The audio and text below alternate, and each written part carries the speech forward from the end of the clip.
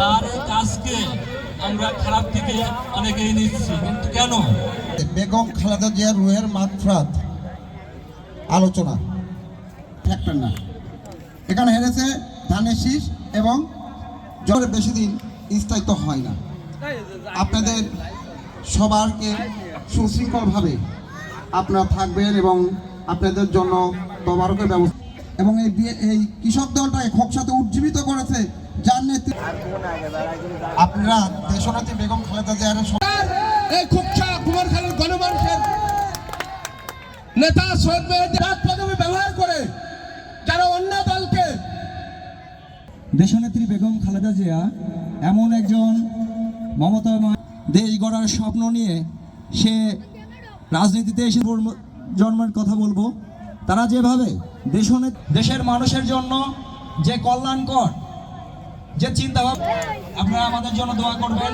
দেশনেত্রী বেগম খালেদা জিয়ার জন্য কোনো দ্বিধাদ্বন্দ্ব নেই, কিন্তু যারা প্রবীণ নেতা তাদের থেকে আজকে ربنا ظلمنا أنفسنا وإن لم تغفر لنا وترحمنا ونعم النصير।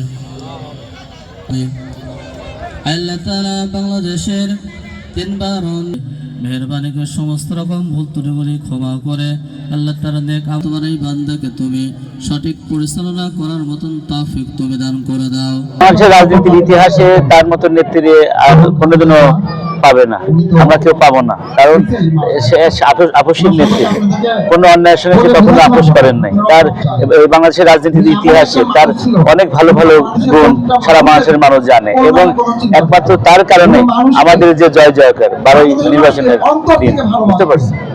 যতটুকু সম্ভব আমি চেষ্টা করবো আন্তরিকভাবে যাতে খোকসা এবং কুমারখালীতে যাতে উন্নয়নমূলক কাজটা যাতে আমার অবদান থাকে। যেহেতু আমার সামনে আমাদের অনেক কাজ, সেই কাজ নিয়ে আমাদের এগোতে হবে। এখন মানে পিছনে কি এগুলো ফিরে দেখার সময় নেই।